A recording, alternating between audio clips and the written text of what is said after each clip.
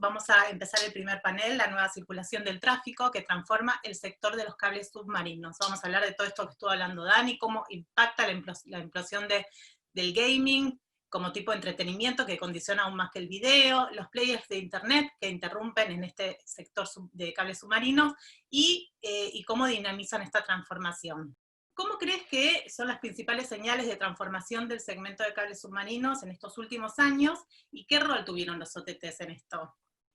Para los que llevamos un tiempito en esto, en los últimos años naturalmente hemos visto una transformación muy grande.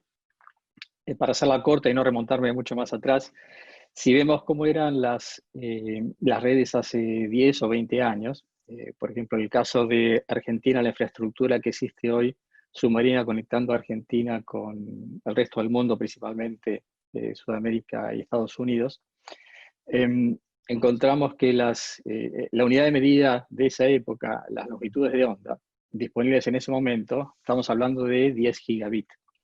Hoy en día tenemos longitudes de onda disponibles en sistemas actuales, por ejemplo, nuestro cable Malbec, como mencionabas, que está llegando sobre fin de año. Podemos ya arrancar en diciembre con 400 gigas de longitud de onda, o sea, 40 veces más de lo que era la tecnología anterior al último momento que se construyeron estos cables. Entonces la tecnología ha avanzado, quizás no tanto como uno preferiría ver, pero ha avanzado notablemente, apoyando el crecimiento de demanda, porque en realidad la transformación que vemos en la industria de cable submarino viene a través de la demanda. Y esa demanda, si nosotros vemos dónde se origina y por qué ha crecido tanto desde los últimos años hasta ahora, tenemos que analizar el usuario y el comportamiento del usuario. Naturalmente, hoy hay más usuarios que años atrás, eso es natural, pero el principal driver de la transformación ha sido la demanda, no solo el volumen, sino otros atributos que ahora quisiera mencionar. ¿Qué utiliza el usuario hoy en día que requiere un ancho de banda y que requiere una conectividad nacional e internacional? Principalmente usa Internet, no es nada nuevo, siempre ha utilizado Internet en su modalidad de acceso a contenidos y navegación principalmente. También usa video, en los últimos años ha sido el principal motor del consumo de ancho de banda, la transmisión de video.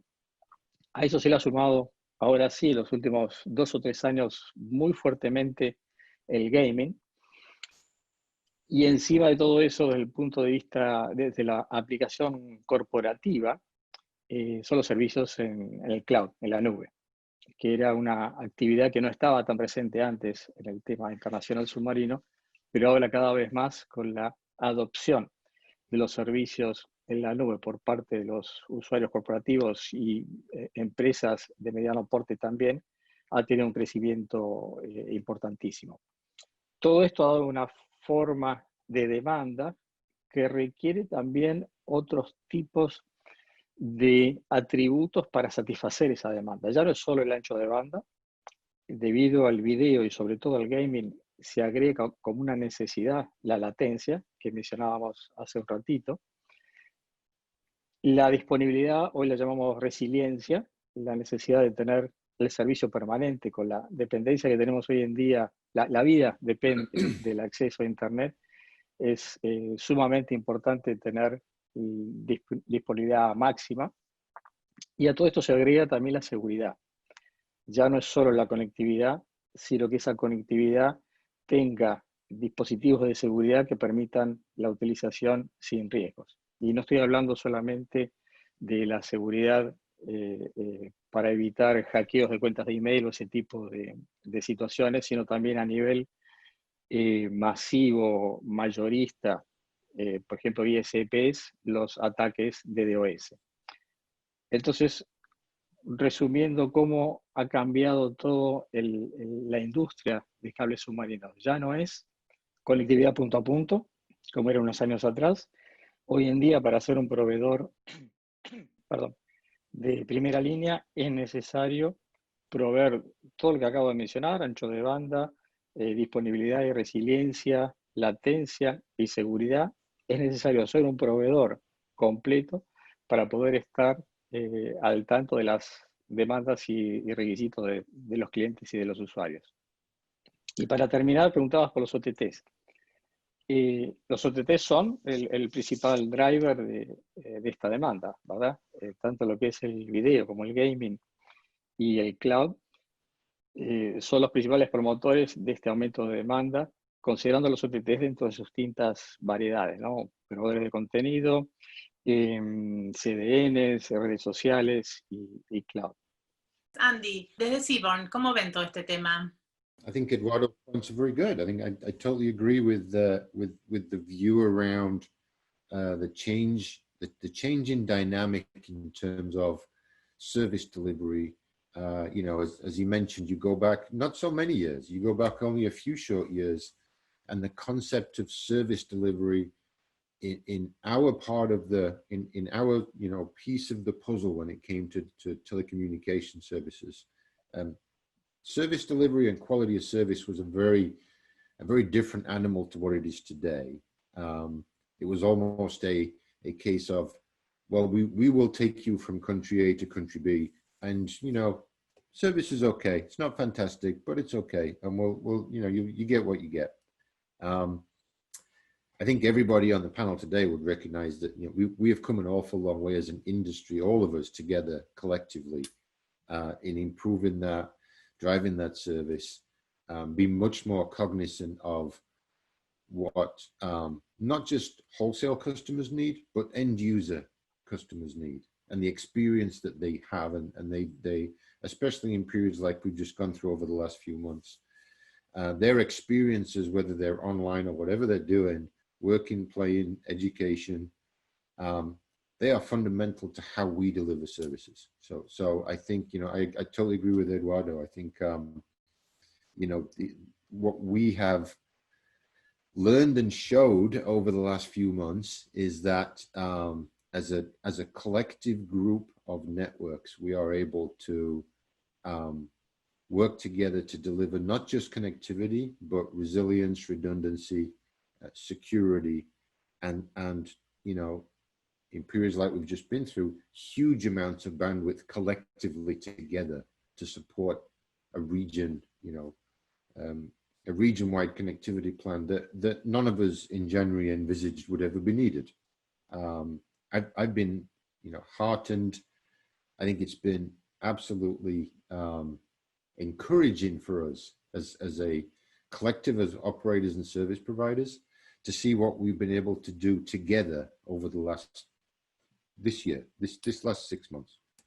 It's been really encouraging to see that we've been able to deliver these huge amounts of change, huge amounts of bandwidth, totally new services in some respects than what were being used before across the region, and done so collectively, not as opposed to just individually. So I think that actually speaks, as much as we can talk about technology and systems and new cables, cooperation instead of pure competition, I think is key to developing this region even further now as we look towards 21 and 22.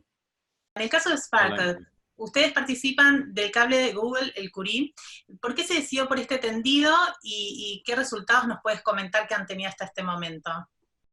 Una de las decisiones para entrar en el proyecto Curie fue, digamos, ya fue mencionada por Eduardo y por Andy, ¿no? El Curie es un cable único en su geografía, ¿no? Corta de mucho lo que nosotros estamos hablando, la latencia, ¿no? Que es uno de los temas principales que ahora los clientes están viendo, también para los usuarios finales.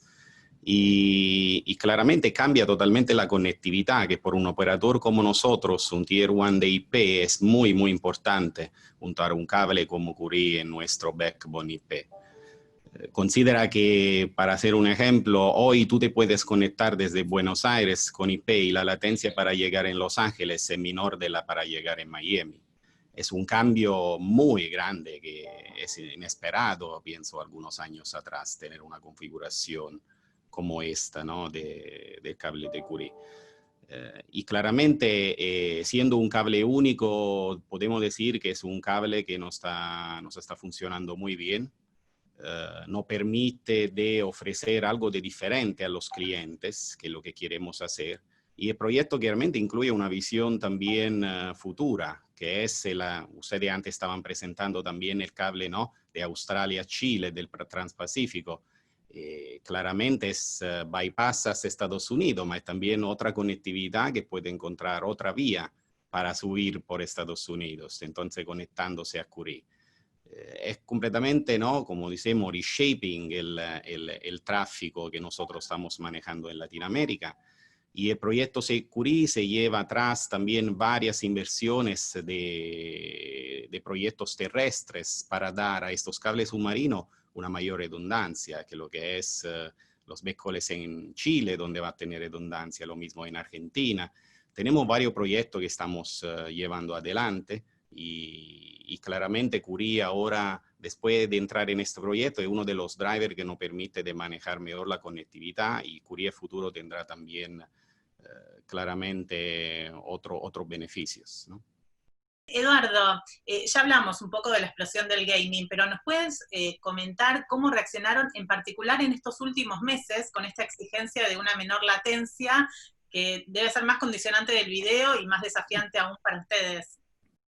Bueno, el gaming es una de las nuevas aplicaciones que no solo demanda gran ancho de banda, sino que pone un énfasis notable sobre la latencia, ¿no? Y para dar una idea del crecimiento del gaming, tenemos un número que es, particularmente en Argentina, primer semestre de 2020 contra primer semestre de 2019, el tráfico de gaming creció 70%. No solo es el gaming en sí mismo, sino todas las actividades que están relacionadas con el gaming, porque no solo se juega online, sino que se transmiten juegos online, se realizan eventos que después se transmiten online también. Entonces, todo esto ha generado una nueva cantidad de tráfico que ha transformado, como decíamos antes, un poquitito la manera de proveer servicios internacionales sobre fibra óptica. La latencia es fundamental en el gaming, como lo es también en el video, pero mucho más exigente en el gaming. Y la industria le ha dado, lo han nombrado de una manera que es la experiencia de usuario, el quality of experience, ¿no? Eso significa, implica que es necesario acortar las distancias entre el usuario, entre dos usuarios, si es posible, y entre el usuario y la plataforma de juego, por ejemplo. Ahora, ¿cómo se hace eso? La física nos dice que la latencia es función de la distancia no se puede acortar, la velocidad de la luz es una constante que no se puede cambiar, entonces hay dos maneras de acortar esa latencia, o con cables más cortos para conectar al usuario con la plataforma, que hemos visto que ya hay casos en los cuales sí se puede acortar tomando distintas rutas, o acortando la ruta de los cables, pero es muy limitado lo que se puede acortar. Y la otra es mucho más innovadora, que es acercar la plataforma al usuario. Eso lo empezaron a hacer sobre todo los OTTs unos años atrás, y dio origen al establecimiento, en primer lugar, de los data centers, que eran colocar, almacenar información, contenidos cerca del usuario. Eso no fue suficiente porque más allá de los data centers es necesario llegar todavía más cerca al domicilio del usuario en lo posible. Entonces aparecieron los Edge Data Centers. Pero tampoco es suficiente porque el usuario tiene que estar cerca de la plataforma. Y eso ha dado lugar a los puntos de interconexión en la cual confluyen el contenido y el usuario. O sea, los OTTs o los proveedores de contenido que instalan sus servidores con contenido y los ISPs que acercan al usuario a ese mismo lugar. ¿Qué hemos hecho nosotros? Lo vimos eso, particularmente en Brasil, que es el punto más, el mercado más grande, por supuesto, en Sudamérica, es sumamente importante para nosotros también, como gran proveedor de servicios internacionales en Brasil. Lo que hemos hecho fue crear un ecosistema en uno de esos puntos de interconexión, que es precisamente Fortaleza. ¿Por qué Fortaleza? Si nosotros vemos, por empezar, la mayoría de los proveedores de contenido se instalan en São Paulo, que es la ciudad más grande, donde está el mercado más grande de Brasil.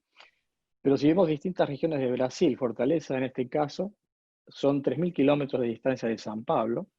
Un usuario en Fortaleza para acceder a un contenido, una película o un juego en São Paulo, tiene ida y vuelta entre 40 y 50 milisegundos de latencia. Nosotros lo que hemos hecho es en nuestras facilidades en Fortaleza, nuestra estación de amarre, donde llega nuestro cable, hemos creado un ecosistema que agrupa contenido por parte de los proveedores, no solo de gaming, sino en general de redes sociales, de video, de cloud también. Y ahí tenemos un punto de interconexión con los clientes de toda la zona del nordeste de Brasil, que es sumamente populosa y de alto crecimiento. Esto facilita la interconexión y reduce la latencia enormemente para toda esa población del nordeste de Brasil, que de lo contrario tendría que viajar hasta São Paulo, y como decía, ida y vuelta le agrega unos 50 milisegundos. En el ambiente de esta pandemia, como mencionabas, con crecimientos de tráfico de 30% o más de este tipo de actividades, principalmente de entretenimiento, esta reducción de latencia y disponibilidad de tener el contenido cerca del usuario ha sido fundamental, ha sido sumamente exitoso para nosotros y sumamente beneficioso para el usuario y para los ISPs también. Carmine, desde Sparkle, ¿cómo lo vieron esta explosión de la que estuvo hablando también Eduardo? Antes estamos hablando de 10 años atrás de lo que era la conectividad y cómo hemos, ¿no?, aumentado la posibilidad de generar capacidad sobre un cable, ¿no?, desde 10 gigas a 400 gigas. También muchos años atrás nosotros manejábamos normalmente, si ves América Latina, un tráfico que podría ser entre el 10-15% del tráfico entre la región. Y todo el tráfico normalmente era llegar a Miami, como muchos se acuerdan, y era llegar a Miami y sacar el IP en Estados Unidos, donde la mayoría del contenido estaba. Hoy nosotros sobre nuestra red estamos manejando más del 65% del tráfico que se queda en Latinoamérica. Ese es un número impresionante si vamos a ver cómo el tráfico estaba manejado antes. Claramente hay todavía parte de tráfico que no puedes localizar, ¿no?, que no se localiza, y entonces este tráfico necesita, en el tema del gaming, en muchos casos, por ejemplo, necesitas latencia menor y es muy difícil acercar claramente el contenido a los usuarios que juegan, ¿no?, en el game PvP. Entonces, en este caso, como decíamos antes, la latencia es muy importante. Para hacer un ejemplo, hoy es muy difícil a veces hacer entender, también con la situación del COVID se hizo más difícil todavía, hacer entender a veces a los operadores finales la importancia de lo que es la latencia. Para hacer un ejemplo de un operador en Latinoamérica, en pasado nosotros hemos dicho a nuestros clientes de hacer un trial, por ejemplo, en el caso de Curima, también en otros casos de los hubs que tenemos en Centroamérica o en el Caribe, de hacer un trial y ver cómo funcionaba bajar la latencia por esos usuarios de gaming. Entonces, en algunos casos, los operadores se han conectado y han recibido llamadas de sus clientes diciendo, me has aumentado el ancho de banda. Claramente el usuario final no sabe que esto hace referencia a la latencia, claramente ellos tienen la percepción que la conexión es mucho mejor y claramente el usuario final acerca esto a un aumento, ¿no?, de la capacidad. Pero seguramente el cambio es muy grande y es una de las razones por lo cual nosotros estamos empujando mucho en lo que es nuestro IP. Sparkle es el primer Tier 1 de Latinoamérica en términos de IP. Y estamos empujando e invirtiendo mucho más en esto para generar más puntos de presencia en la región. Hoy en la tarde pienso que hay un workshop de Mauricio respecto a esto, pero recién hemos abierto muchos puntos de presencia para acercar este contenido, como decía también Eduardo, a los clientes. Hemos abierto en Brasil, Salvador, vamos a abrir en 1 o 2 semanas el POP de Porto Alegre. Y entonces son cosas muy importantes que nos llevan claramente a seguir esta línea guía, que es la de tener el tráfico más cerca al usuario final. Entonces, claramente el objetivo de nosotros, y vemos creciendo este tráfico, es llegar arriba del 70% del tráfico manejado en Latinoamérica. Y el trend es ese, ¿no? Y claramente en todo esto también los OTT fueron el driver principal, que como decía también Eduardo antes, ellos empezaron con ese acercamiento del contenido a los usuarios finales. Andy, ¿qué impacto tuvo esta pandemia de la que tanto estamos hablando en este primer panel en el tráfico que registran en el cable del CBRAS One? It's been an explosive year, and I just echo what Eduardo and Carmine just said. You know, both in terms of the amount of capacity and the pure bandwidth that's been carried across, you know, all the different cable systems. We've seen probably a 60% increase in capacity on CBRAS One over the last 9 months now. You know, CBRAS One's been live for just over 3 years now, so a 60% increase in 9 months is dramatic by anybody's scale. And we're not, you know, obviously that, you know, as we mentioned before, most providers now, most of our wholesale type customers, they put their traffic on multiple cable systems. So, you know, you can take from that assumption that with that the increase we've seen has been seen across all the different cables. But I would just echo what the other guy said. It's, you know, when you start to think specifically around, you know, gaming's a great example, but also what we're doing today, you know, video conferencing, remote learning, education, all those things, that they change the dynamic of how the network fits together, because it's not just about watching something now, it's interacting. And it's not just interacting in your town. That might be the case for school and education, but it's not just interacting in your town or your city or your country. Like gaming, for example, is a global interaction now. You will have dozens of people playing a game simultaneously with one another across the world. And latency is hugely important to that. But I think that, you know, we look at it slightly differently in the view of, we consider service latency as opposed to network latency. Physical parameters can make a difference, and, you know, the direct cables between the two continents obviously help in that regard. And around the region, direct connectivity helps too. But service latency is critically important. We are just one piece of that ecosystem. So we focus very much on, you know, the depth of connectivity, both in the region, so reaching and connecting directly with as many ISPs, network operators, content owners in the region, directly connecting them to our network. And this is the same, I'm sure, for Carmine and Eduardo too.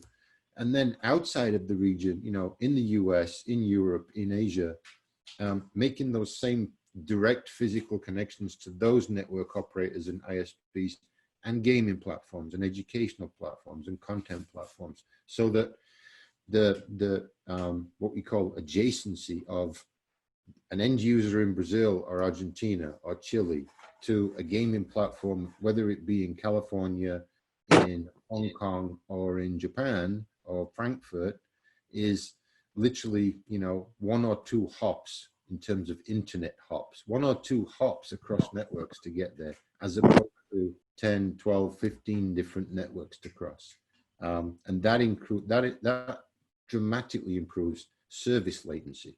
And that's, you know, that's been our focus over the past 12 months, but dramatically so over the last 9 months, as we've seen the increase in demand for those interactive type services that have kept us all kind of chugging along while this last 6 to 9 months of dramatic change in our lives has impacted us.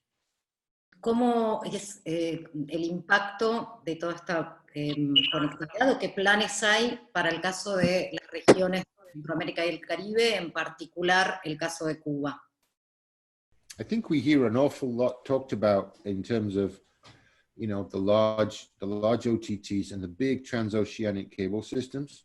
And they are, obviously, they're critically important. They connect huge data centers and huge populations together as critically important. And in terms of, in relation to the Americas as a region, more important is regional connectivity. There is no point in having huge highway cable systems connecting, you know, one country to another if regionally then you're not able to get to those new cable systems, that new content, that huge amount of capacity. So, you know, we are actively looking and working on project developments right now that would see us expand not only our CBRAS-1 cable, but some other cable systems also that we're looking at into the wider Caribbean region. Caribbean, we think, you know, if you look at the region as a whole, you know, we talk about new cable systems. We've seen lots of new cable systems, both regional and international, and they're encouraging to see that it's part of an ongoing development of the collective networks we have amongst all of us that are on this panel today. It's important that we collectively maintain those networks and develop them. You look at the Caribbean, Caribbean and Central America has not been developed for probably 20 years now. It's way overdue. I wouldn't want to be, you know, too harsh and say it's a crisis, but when I talk to government ministers, regulators, you know, prime ministers and presidents of the people in those countries, they recognize it's a dramatic, they're in a dramatic situation where they cannot plan for regional initiatives. They can't plan for, you know, economic growth that's driven by communications because they don't have they just don't see a network plan in place that will cope with that. So we are looking actively right now at a kind of rejuvenation plan for the Caribbean that would include countries like Cuba, but it's, you know, it's 30 odd countries. People often mischaracterize the Caribbean as, you know, we all have pictures of these beautiful islands with these beautiful resorts, but not many people in terms of population. It's 30 plus countries with over 50 million people. If that was a country, if the Caribbean was a country, we'd all be building fiber between those cities, those 30 cities, in a heartbeat to deliver services to 50 million people. But because it's individual islands and countries connected by, in most cases, the ocean, we look at it completely differently. And we're taking a completely different view with that.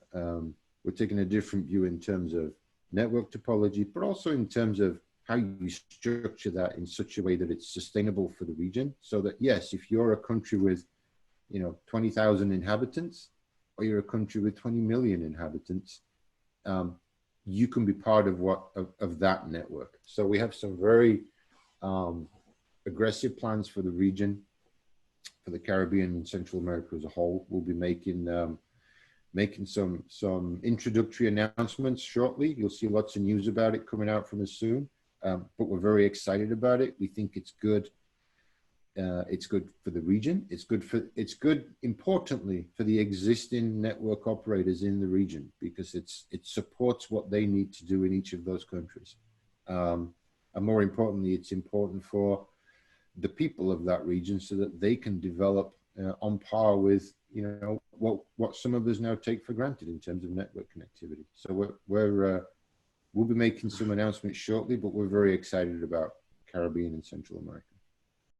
Por lado Sparkle, sobre el tema, claramente nosotros tenemos particularmente en Cuba, tenemos una relación histórica. Ustedes, como saben, el Grupo Telecom Italia tenía en pasado participación en ETEX en Cuba, entonces siempre hemos tenido una relación muy fuerte con la isla.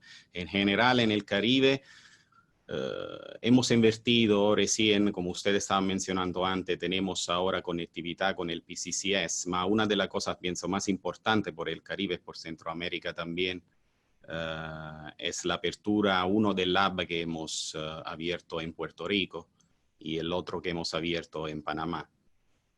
Lo de Puerto Rico está funcionando muy bien. La idea del Hub de Puerto Rico es acercar claramente, como hemos dicho antes, los contenidos a la isla del Caribe y utilizar los cables, también, así como estábamos diciendo, son cables construidos muchos años atrás, pero optimizar la conectividad y hacer llegar todos los cables del Caribe en Puerto Rico para poder dar nuestro IP allá, donde también los OTT se están posicionando. Por el futuro, seguramente, para nosotros, el Caribe y Centroamérica es muy importante. El focus de Sparkle en la región, además de Latinoamérica, está en Centroamérica, en el Caribe. Puedo anticipar que en las próximas semanas vamos a tener alguna press release importante de lo que son las inversiones en Centroamérica, en el Caribe. Seguramente en el proyecto de Sparkle Cuba está presente, también porque hoy es uno de nuestros clientes importantes, ETEXA en particular, donde Sparkle ofrece IP internacional. Entonces, seguramente vamos a tener un focus particular en esta región, porque claramente, como ha dicho también Andy, es mucho año que no tiene inversión y nosotros estamos apuntando a eso. La región Caribe es una región complicada para los cables submarinos, ¿no? Y siendo que ya está conectada de alguna u otra manera con pequeños cables que conectan las islas del Caribe entre sí y que conectan las islas con continente, nuestro approach es un poquitito diverso, haciendo énfasis en la latencia, como mencionábamos antes, ¿no? Acercar el contenido al usuario. En el caso de las islas del Caribe y Centroamérica, es una cuestión de volumen, como mencionaba Andy, para justificar la instalación de equipamientos o centros de datos en cada una de las islas o en cada una de las regiones. Lo que nosotros proponemos es usar la infraestructura existente, la conectividad que existe entre las islas del Caribe y los puntos continentales, digamos, sea el norte de Sudamérica o inclusive Estados Unidos, y utilizar el contenido existente en estos puntos de interconexión. Nosotros tenemos 3 puntos de interconexión que miran hacia el Caribe, que son Venezuela, Colombia y, por supuesto, Miami, como parte de Sudamérica, ¿no?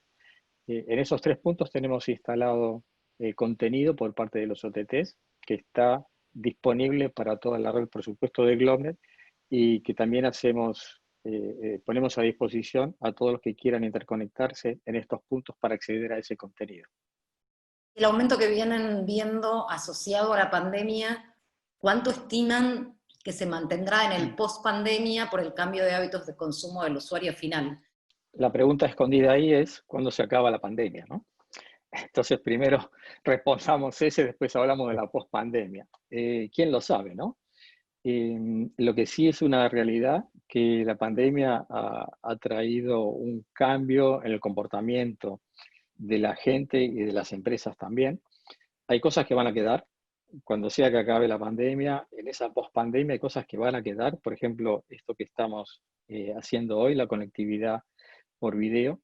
La mayoría de las empresas del mundo, no solo de la región, en Estados Unidos y en Europa, han visto que se han convencido, nosotros también, de que se puede trabajar en forma virtual. El concepto de que tenemos que estar todos en una oficina para poder trabajar bien, creo que quedó derrumbado parcialmente, hay que decir la verdad. Así que estas herramientas de colaboración, tanto la videoconferencia como todas las otras herramientas y el acceso a los servicios en el cloud, eso va a quedar definitivamente. Así que es de esperar que los tráficos en la pospandemia mantengan casi un nivel del tráfico que tenemos en el día de hoy. Puede caer un poco después del acomodamiento y principalmente entre el tráfico residencial y el tráfico corporativo, porque eso se han balanceado, ¿no? Ha caído el tráfico corporativo, ha subido el residencial, no por el entretenimiento, sino por las aplicaciones corporativas desde el usuario residencial. Una vez que se acomode todo eso, veremos cómo queda, pero es de esperar que los tráficos sigan más o menos como están al día de hoy. Nosotros es similar claramente a lo que están viendo también Andy y Eduardo. Ya hemos visto claramente Respecto a Latinoamérica, que después de un aumento exponencial del tráfico, ya el tráfico bajó un poco y se está estabilizando, pero claramente hay cambios que no, como decía también Eduardo, las cosas no van a volver como estaban antes, ¿no? Y entonces lo que hemos visto es un reshaping de donde no llega el tráfico. Claramente antes había empresas que vendían más a corporativo, a empresas que tenían bastante tráfico. Ahora hemos visto que este tráfico claramente por la pandemia ha bajado y ha aumentado mucho más el tráfico que viene claramente de quien ofrece internet residencial, ¿no? Por la casa, debido a la pandemia, el hecho que la gente trabaja de la casa, el aumento del gaming, estando la gente más en la casa. Entonces, todo este reshaping del tráfico no pienso que va a volver claramente también a la fin de la pandemia a la situación originaria, ¿no? Muchas empresas ya están empezando, lo mismo nuestro grupo Telecom Italia en Italia, ya están empezando a configurar todo lo que son las oficinas, aumentar el smart working también por el futuro y para después de la pandemia. Seguramente no vamos a tener un parte del tráfico que aumentó en este periodo se va a quedar y no vemos mucho cambio después de la fin de la pandemia, sinceramente. I think that, you know, I'd agree with what Eduardo and Carmine just said. I think the way that the traffic either stays or changes over time, first of all, I don't think we're on the end of this process yet. It's going to take some time for the pandemic to settle down, for people to start their normal, you know, what we might call normal lives again.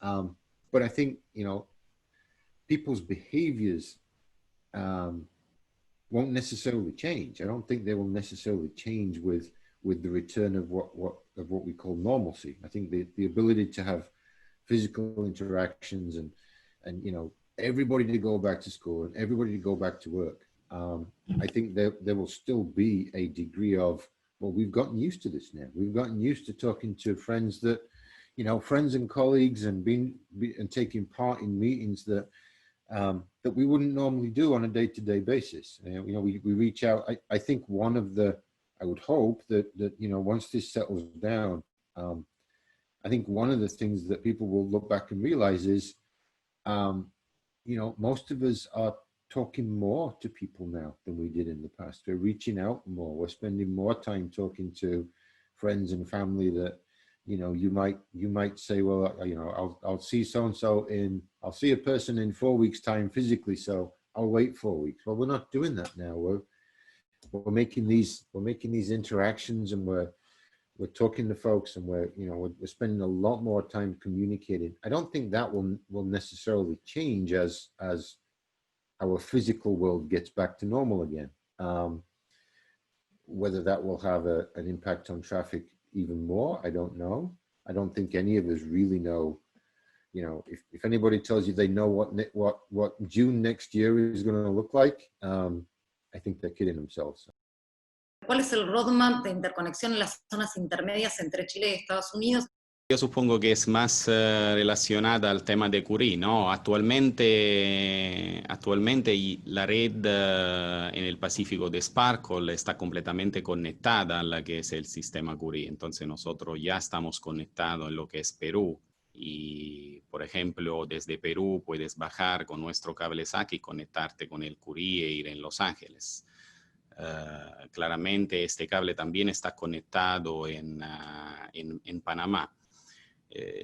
Hay un roadmap, claramente, por lo que puedo compartir, claramente es, vamos a tener en futuro actualizaciones de la configuración, ¿no?, del cable actual que tenemos, de la conectividad, de cómo está hecho ahora el Curie.